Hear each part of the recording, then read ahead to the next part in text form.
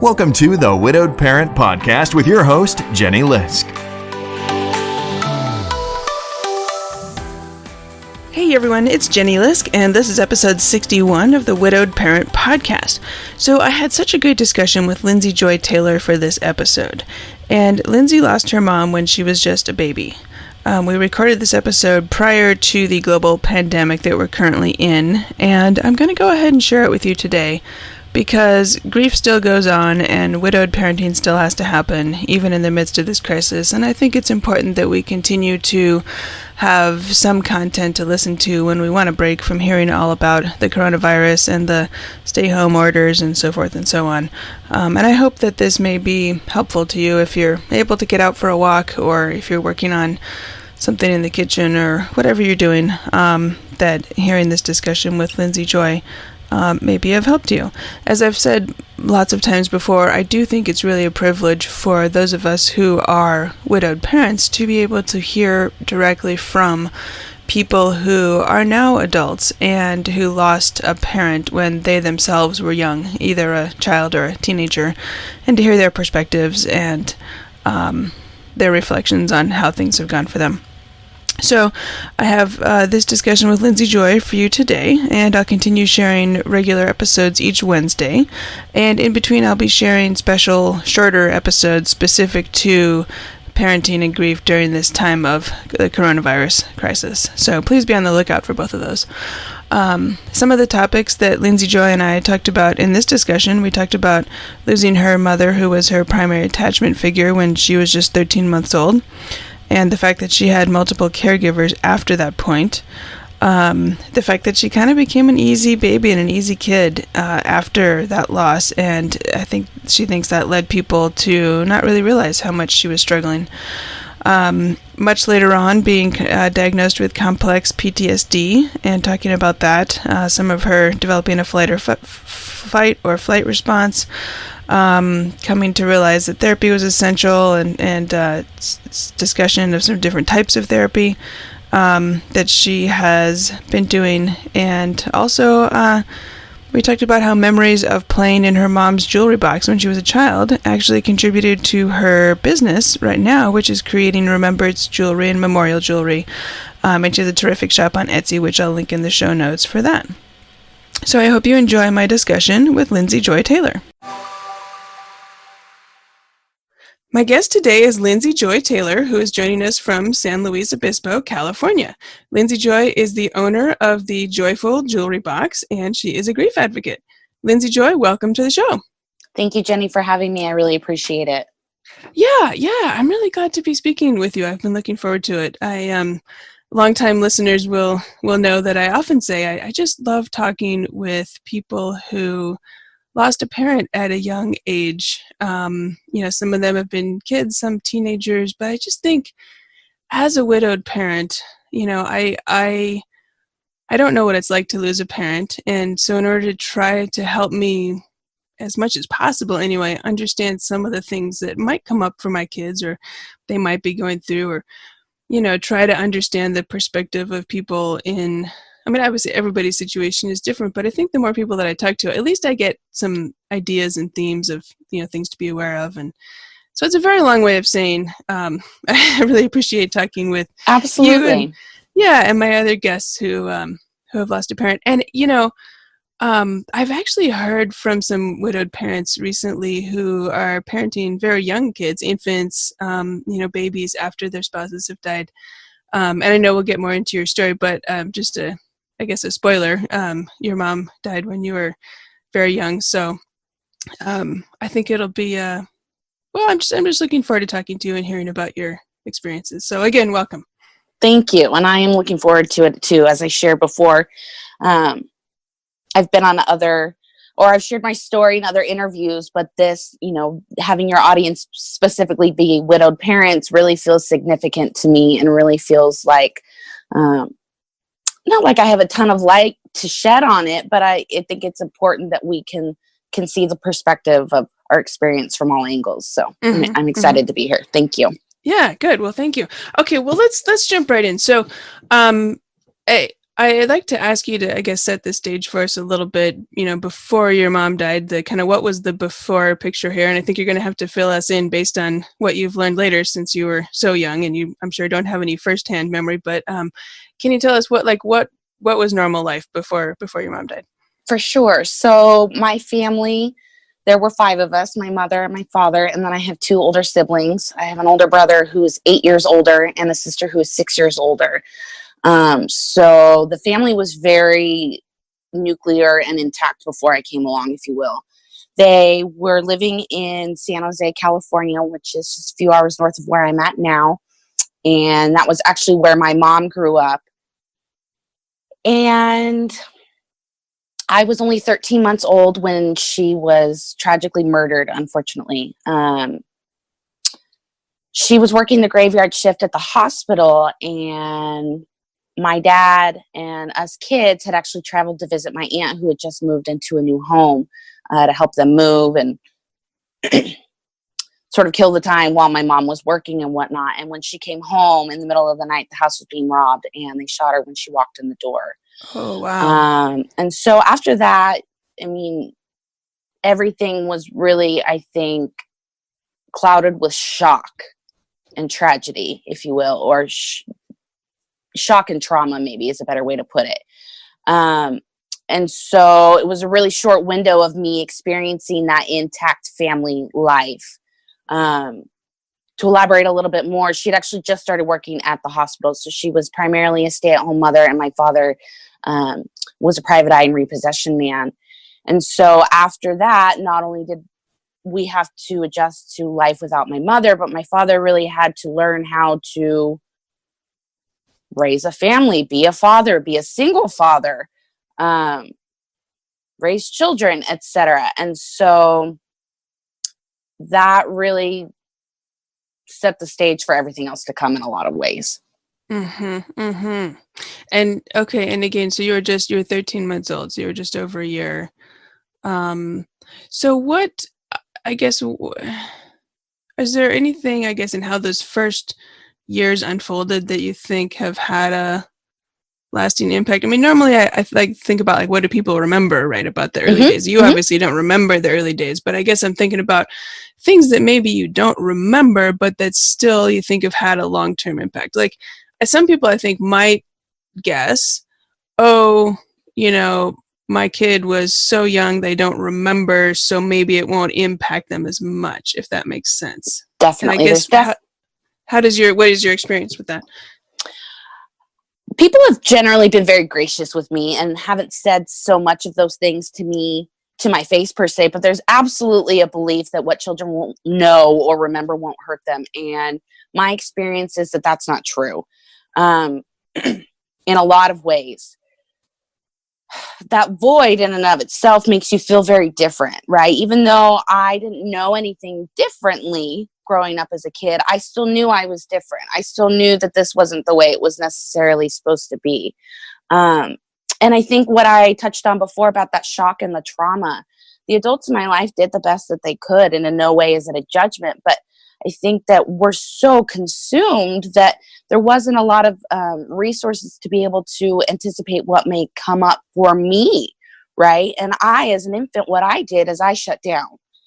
That was how I coped. And so I didn't have that. I understand, right? Again, all of my understanding is based upon other people's experiences and memories and stories. But my understanding is that I didn't become problematic. I didn't necessarily have sleep issues. I didn't necessarily become cranky or unconsolable. I basically just shut down because I think on some level, all of that shock and trauma, because I was pre-verbal, right? So I internalized all of that, both when it was happening and as life went on. And so I think because I internalized that, I knew that my best chances of survival were to not demand more than was available for me, And so I think that's a big piece of my story, in the sense that I want to make clear, I don't think that every child who's lost a parent when they're an infant is doomed for a life of despair and struggle. I have created a really beautiful and meaningful life both because of in spite of what I've been through. But there was a big rupture in that attachment. You know, my mother was my primary attachment figure. And one morning I woke up and she was gone. And after that, my attachment figures were really varied. Some of them were positive, a lot of them weren't. And so I think that was another really significant piece of the puzzle for me that added to the grief that I carry now as an adult and why it feels so complex beyond the fact that I grieve someone that I don't remember. Well, that's interesting that you mentioned attachment. I think that's something that often comes up in the context of adoption, like a loss of a parent figure. Well, both of my kids were adopted, for example, right? So a child who was adopted as an infant loses their initial birth parents and potentially a foster parent, and then, you know, attaches hopefully to the adoptive parent. And so I guess I'm thinking about in this context how attachment comes into play, because I think, I mean, it's very interesting. You make a really good point about losing that primary attachment figure, in this case through death and through a sudden traumatic death too. Absolutely. Yeah. And you know, to elaborate a little bit more, again, because I commented that I had varied attachment figures and some were positive and some were negative. And I did, just to set the stage a little bit more, after my mom passed away, my father did remarry and I had a stepmom from, I don't know, 3 to 5, 2 to 4. And that was a really negative experience. And I think that compounded things. And then there was another stepmother later on, and that wasn't so much a traumatic experience, but it was another layer of that varied caretakers in my life that wasn't invested, you know? And so I think that those additional pieces really, they're like building blocks on top of each other. And I think that that's what made not only, you know, and this is something I didn't say before, but like, I've always considered the fact that the way that my mom died and that I was so young, of course that's tragic, but I'd never really considered that it is inherently traumatic, developmentally speaking. Right. And so my point in saying that is really just that, you know, that in and of itself is significant, but then that there were these continued experiences of like building blocks of Legos that made it feel even more confusing or hard to carry or heavy, etc. Well, it's interesting that you mentioned trauma. I've heard you talking about elsewhere about having some PTSD from this. I wonder if you could talk about that a little bit. Yes. So I actually have been diagnosed with complex PTSD, and that. Wait, can I interrupt you for a second? Complex PTSD, is that something different than, I don't know, standard PTSD? Yes. So I'll elaborate on that. And so the way that they classify it, and these are the terms, I'm not necessarily saying I prefer them, but like to make the differentiation, standard complex or standard PTSD, post-traumatic stress disorder, is considered or called simple PTSD in comparison to complex PTSD. And that does not mean that one is any easier or harder than the other. It just means that simple PTSD, if you will, the idea is that it results from one big traumatic experience. You have flashbacks, one specific death, you were there, you saw it happen. One major assault, you were attacked on the street, etc. One big explosion that all of that trauma relates back to. And while that definitely is the case for me, it's those repeated other instances of ruptured attachment on top of it that made it so complex for me. It's not just that I grieve my mom and that it's weird and complex because I don't remember her, but relationships are really hard for me in the sense that they terrify me, quite honestly. I can be really hot and cold. I can be really, I want to be close, but I want to be far away. really it's just a lot of, again, because of my age, developmentally speaking, I experience a lot of that somatically in my body. And so it's just a really disorienting experience because regular PTSD is just as disorienting, don't get me wrong, but I don't have one specific thing to go back to, right? I don't always know what the triggers are. Sometimes they're always, weaved together, and I sort of have to sift that out and figure out what's activated here, what's happening.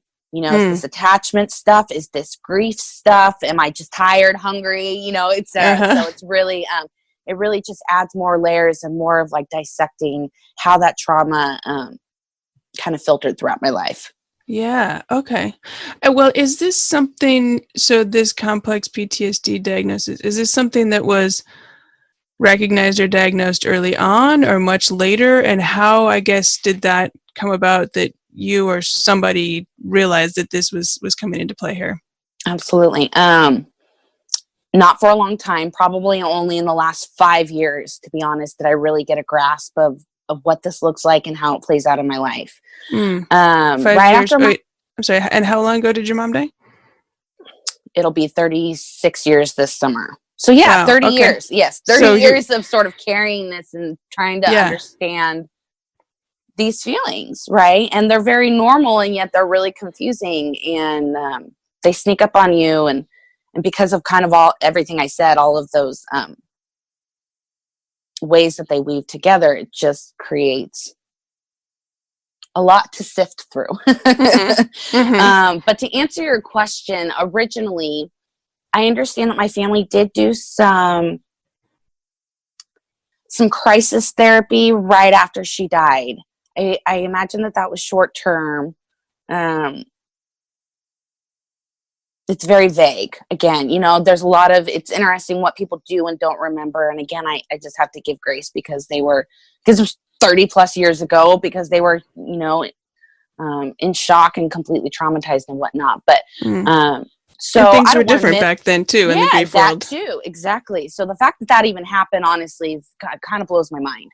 And I'm grateful. So I don't want to minimize the impact. I can't say how that helped or didn't help my father and my siblings at the time, or if it set the stage, etc. But moving on, and then when I was in grammar school, again, I don't know much of the history behind this, but I ended up on somebody's radar, and I was removed from class for play therapy and art therapy. And I have some really positive memories of that. I can't articulate the ways that it helped my grief specifically, but I can tell you that I remember feeling seen, and I appreciated the attention, right? I appreciated that there were adults who understood that things were all messed up. But really fast forward, I didn't get into therapy and really begin to process my grief until my early 20s. I was really high functioning. I was an overachiever. I really threw myself into a lot of those types of activities. And I don't know if it was a sense of denial, but it was a sense of identity for me. And I felt safe. I felt safe in school and those programs and whatnot. And so that was a really, that was helpful for me. But then when I was in my undergrad at college, things just started to seep out. It's really the best way that I can describe it. I couldn't manage anything anymore. My emotions and my reactions didn't match up with what was happening on the inside. I didn't like people touching me. I had a real strong defense reflex, if you will, just a lot of fight or flight, but I didn't necessarily know that's what was happening. And both, thankfully and unfortunately, I tried to see a therapist at the college counseling center, and that was really an unfortunate experience. The short version is she didn't finish the appointment with me and really said, what you're dealing with is so severe, we can't help you here. Here's a referral list. Good luck. Oh boy. And it just made me feel broken. Yeah. Right. It was the first time I really started to understand the impact of my life, quite honestly. And then for the first time to seek support of that, to have somebody basically insinuate that I was broken was devastating. And so I say that because I really want to make it clear to people that now it's my saving grace. Like, there are so many tools out there, but therapy is something that's really helpful for me. And so I just want to encourage anybody who may have had maybe a wrong fit or a bad experience, that's not the end of the road, is my first point. But it took probably about 3 years from that point, and I got a referral from a coworker. And that first therapist, she was wonderful. And we did a lot of great work together. I saw her for about 5 years. But now, as time has gone on and I've gotten to where I'm at now, she wasn't trauma informed. It was much more a focus on minimizing the symptoms of my life at the time. And I don't know that it necessarily got to the root of anything that I really needed to deal with long term. And so in the last 6 years, I have been working with a trauma-informed somatic therapist, and I became connected. Well, let's unpack trauma-informed somatic therapist. Can you tell us what that means? Yes. So I think we talked about this a little bit, but I think that there can be this idea about therapists that it's one size fits all, and that's actually not true. There's a lot of different theories and modalities and approaches and whatnot. And trauma isn't necessarily something that is always included in the lens of therapy. And so when I say trauma informed, she is someone who has been trained to really incorporate and assess how trauma has impacted my life and how that filters throughout and affects the rest of my life. So that's the first thing. And then the somatic part, that basically means body-based. What she does is we do body-based work in addition with the talk therapy to help me move some of that traumatic energy through my body, right? Because we talked about... I'm sorry. Well, what is body-based work? Is that like massage or like... Yeah. It's a whole bunch of things. For me specifically, I've been doing kickboxing, martial arts, which actually can feel very counterintuitive, right? It can feel like it would be triggering or bring up memories of conflict or whatnot, but the idea of how it facilitates healing with PTSD is typically when we go through a traumatic experience, most of us either fight, flight, or freeze, right? We don't necessarily respond as we imagine that we would have or that we would have wanted, right? And so like maybe we weren't able to fight back. Maybe our arms were pinned down. Maybe, or for me, for example, I can't fight back. This is reality, right? And so what it does is in your brain, as you do these different defense movements, for lack of a better term, it brings completion to some of those fight or flight impulses, right? So that you can complete that cycle. Right. So like here, a better way to explain it is in animals. Animals live in fight or flight. They're constantly running for their lives. And how do they continue to wake up the next morning and do it again? And they're not traumatized to the degree that we are, for example. Right. And so there's a book by Peter Levine called Healing Trauma. And in that, he talks about, my language is probably going to be a little off here, but really the energy cycle of animals, right? That after they go through fight or flight, that once they get to a place where they're safe, they shiver. They shiver uncontrollably to literally shake off that excess adrenaline and energy, right? So it doesn't get stuck in the body. Humans, that trauma gets stuck in the body. And then when those scary sensations come up, we get thrown off and we don't know why, right? And so the kickboxing or martial arts, dancing, yoga, massage, most anything movement based, helps move that energy and release it from the body and bring completion to those impulses. Yeah. And so that's really interesting. Yeah. So she has not only the training, but she has the framework to help me and process those bodily sensations that I felt as an infant instead of being able to express my grief verbally. And so it sounds a little woo-woo, but once you do it, it's sort of undeniable. Yeah. No, this is really interesting. So I guess just like a really practical question. I mean, is she also a martial arts instructor, or does she say, go find a class in the community and then come back and talk to me about your experiences with it? Or how does kind of that practical aspect work? So she actually does do martial arts. Why can't I remember the name of it? She does another, not Tai Chi, not. Point is, yes, she's trained in martial arts herself. She does it herself. She is an instructor. So I actually do have that benefit. I can't necessarily speak to other somatic therapists if that's normal. If they have like a third party and then they're also there, if you will. But the way that it works for me is I'm not doing those sessions with her. I am doing those sessions with my husband. We're doing private training with a trainer. And he knows that's not the framework that he's coming at it with, but he knows my intention of how I'm using it. And then I take what comes up in those sessions, how I'm triggered, the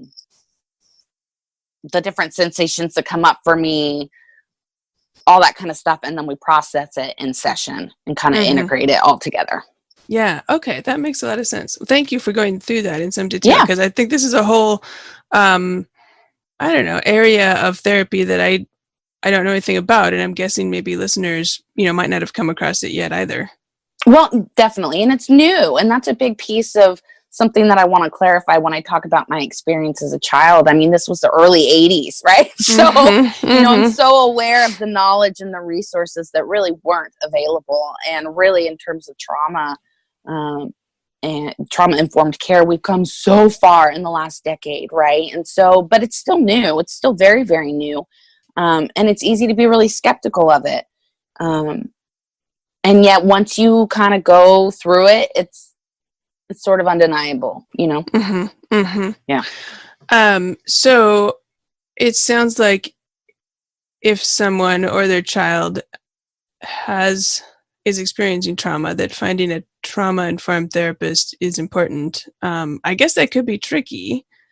Do you have any suggestions on how you start trying to do that? Mm-hmm. Well, and especially the thing is you're definitely going to want to find a therapist who is an expert in child development and works with children, right? And so the crossover of people who have the experience of child development and also that trauma-informed is probably not as broad yet.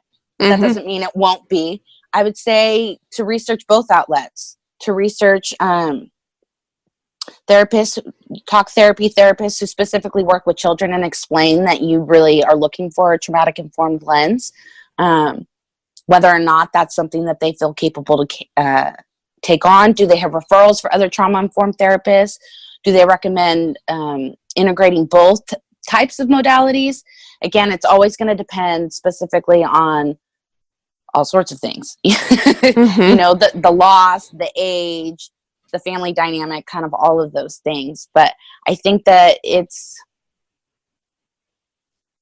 would be helpful to always explore both, right? Because what I said before is not necessarily that that a child is doomed to grow up and struggle for their entire life. And yet I don't ever want to minimize that the actual specifics of the situation were traumatic, completely outside of how I even feel about it. Does that make sense? So,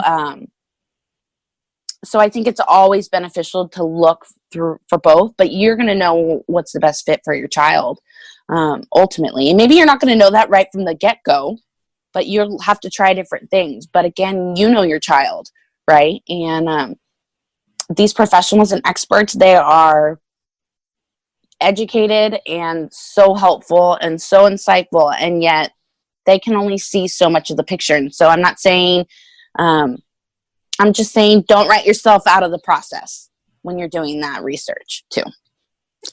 Meaning you need to take charge of your own. Well, no, more of like, if you're not necessarily always going to understand or agree with what the therapist is perspectives, and I shouldn't say always.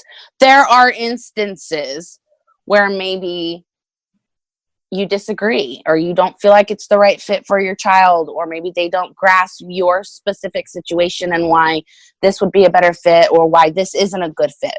And so what I'm saying is that when the professional makes a recommendation, you as the parent are also the expert of your child. And so you get to have that dialogue and really go through that and make the choices for the best fit for your child. Gotcha. Okay. Yeah. Okay.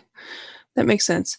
Okay. Well, let's see. How are we doing here? Gosh, we keep talking about this for a long time.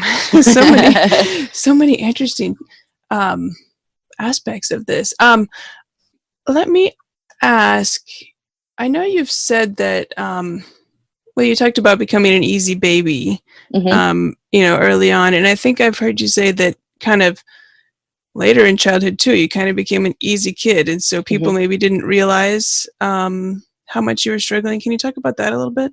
Kind of as you experienced in your later, grade school, teenage years.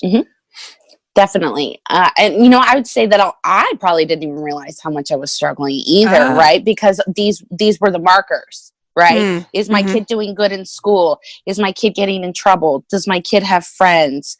Right? There's sort of these baseline markers that we go to. And I was sort of checking off all the boxes. And so I don't want to insinuate that if your child seems to be high functioning and coping well, that's false. That's not what I want to imply. But I do want to make it clear that you should always assume that they're impacted.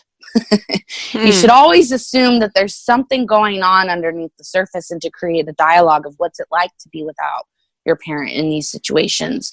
What's it like to watch your parent do X, Y, and Z alone? What's it like to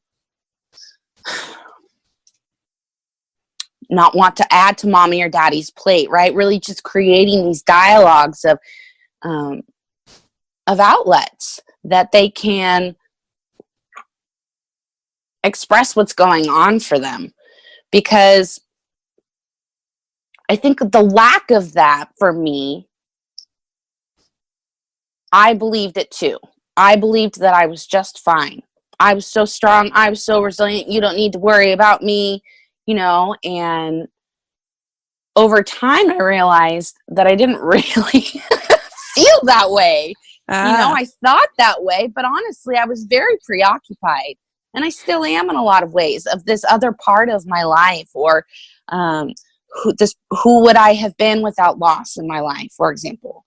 So many people talk about before and after, and I don't have that so much. And so it's just a constant preoccupation with the whole situation.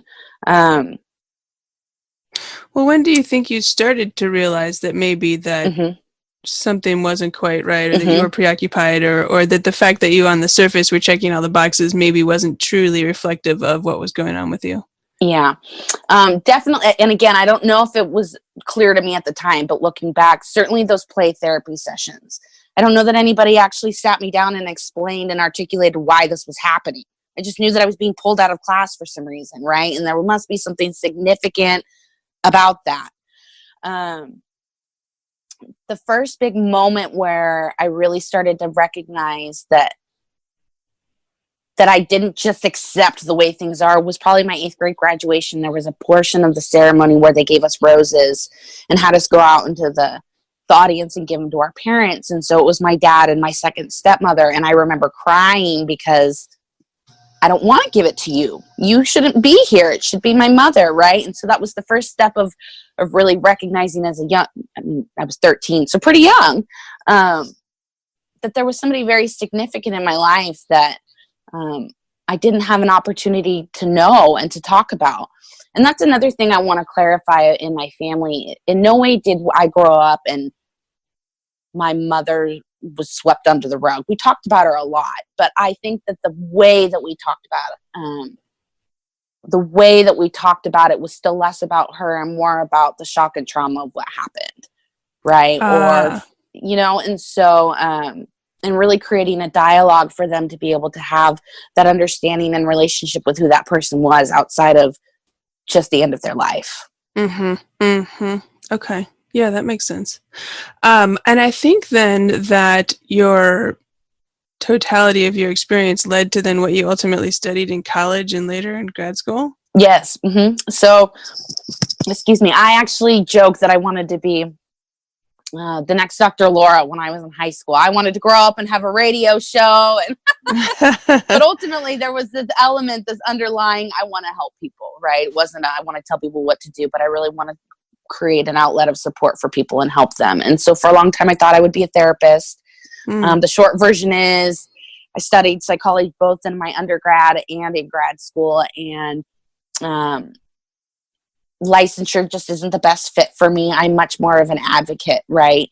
And I'm learning, I think a big part of that goes back to that relational aspect that I talked about, right? You know, therapy, a big piece of that is really building these relationships with other individuals. And I had a hard time of leaving their stuff in the office, you know? And so, anyway, all that to say, yes, it's been back and forth, left and right, but I always knew I wanted to work in mental health or counseling or psychology in some way, shape, or form.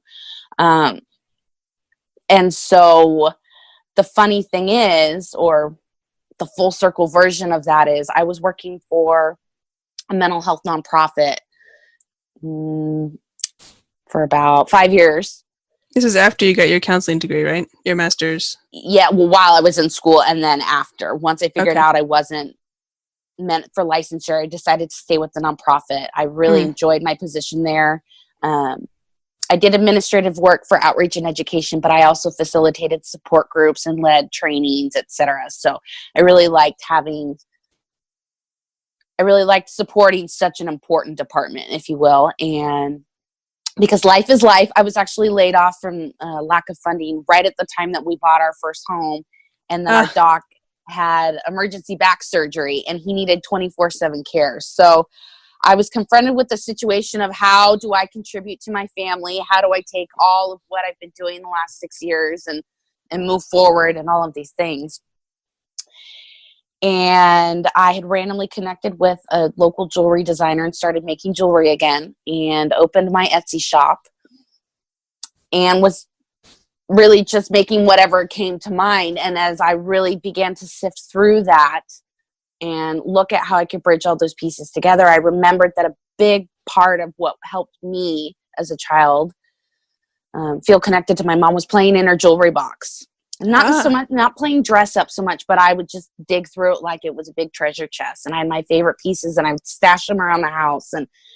And so it was fascinating to sort of watch that all come full circle in the sense of, well, this is the piece that helped me so much, and I didn't even realize it.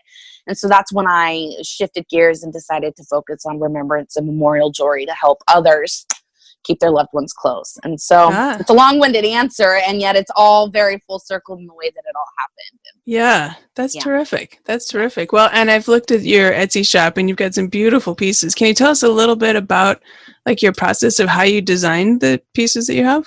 For sure. So, and thank you. A big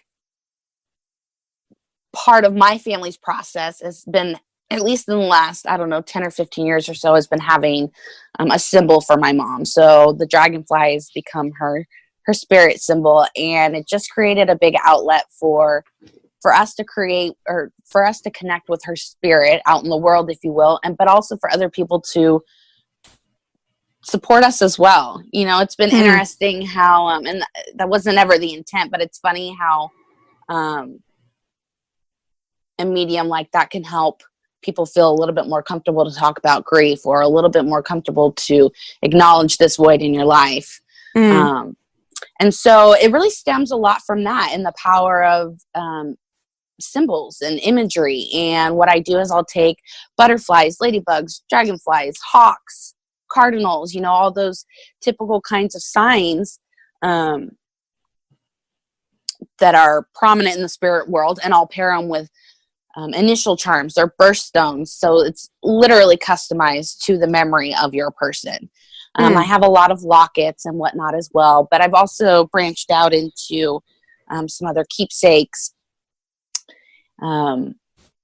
Specifically, one of my favorites is I have a tattoo of my mom's handwriting that says joy, and I took that and I had that embroidered onto hats and whatnot. So it's really just all of the, thank you. So it's really just all of these different markers and references to memories or just significant pieces of your loved one, and embodying that out here in the world.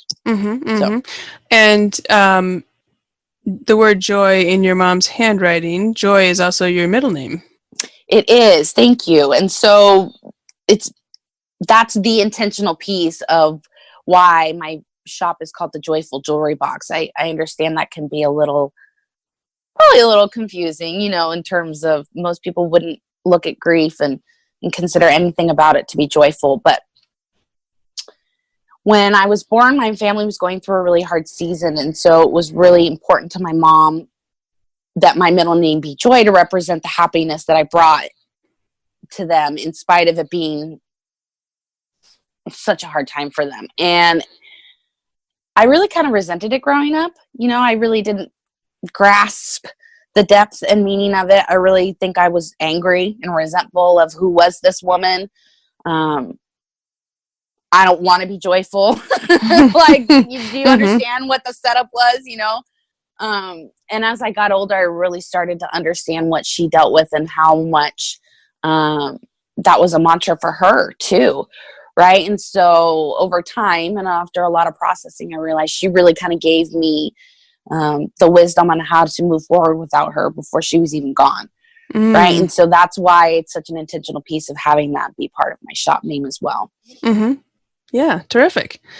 Gosh, I think we're almost reaching the end of our time today. This has been so great talking to you about this. Yeah. And hearing your reflections and your journeys. And I'm looking forward to listening back and thinking a little bit, especially about some of the pieces with attachment and trauma and some of those implications, because I think there's a lot there that it'd be good to better understand. But anyway, I'll stop rambling here. Let me just ask you one more question. If you could say one thing to widowed parents, what would you say to them? That there's hope for your children.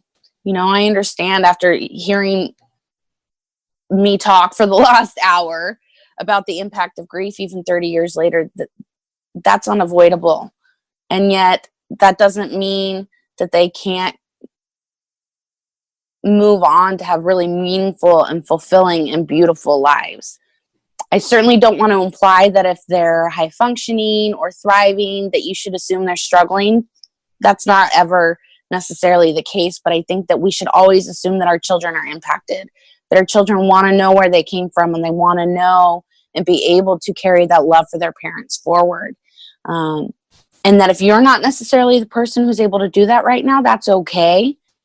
But there are people in your life and in your child's life who are able to do that right now. And I think that that's an outlet that's worth exploring. Okay. Well, thank you. I think that's a great place to end, actually. So thank you, Jenny. I appreciate it. Yeah. My guest today is Lindsay Joy Taylor, who is a grief advocate and the owner of the Joyful Jewelry Box. And Lindsay Joy lost her mom when she was just 1 year old. So Lindsay Joy, where can listeners find you and find your Etsy shop if they'd like to learn more about your work? Yes, thank you. So I am very active on Instagram. My handle is at the Joyful Jewelry Box, and I really love hanging out there. I've really built a pretty special community.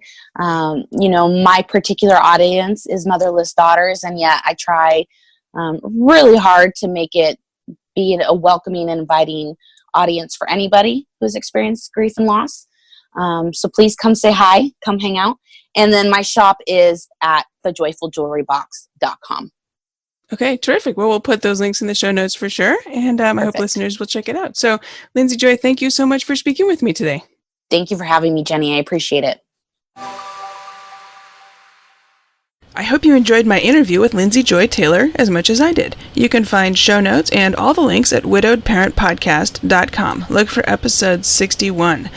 And today, big shout out to all of the podcast listeners who are in Asia. So I can see there are listeners in China, South Korea, Japan, Taiwan, and the Philippines. So thank you for being here. I'm so glad you are. And please do write and let me know if there's any particular resources or topics that could be of interest and helpful to you. So stay tuned over the coming days. I'll be sharing some additional shorter special episodes related to the coronavirus pandemic, teed up for probably tomorrow. Terrific discussion. I'm looking forward to sharing with you a discussion I had with Julie Lithcott-Hames, who is the author of the New York Times best-selling book, How to Raise an Adult.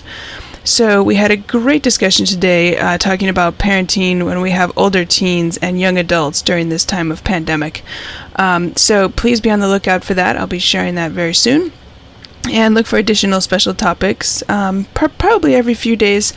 Depends on how things go. So in the meantime as well, please do take a look, follow me on social media, and especially on Pinterest. I'm building out a collection of resources, articles, the special interviews related to the pandemic. I'm gathering quite a bunch of information on a board specifically related to this, as well as the other Pinterest boards, more broadly speaking, on grief-related topics and other podcast-related topics. So you can find me on all the social media channels at LiskJenny, LiskJenny. That's all one word. And please do connect there if we're not already connected. All right. Hey, thank you for listening. And until next week, keep smiling. Thank you for listening to the Widowed Parent Podcast with your host, Jenny Lisk. Connect with us on social media and at widowedparentpodcast.com.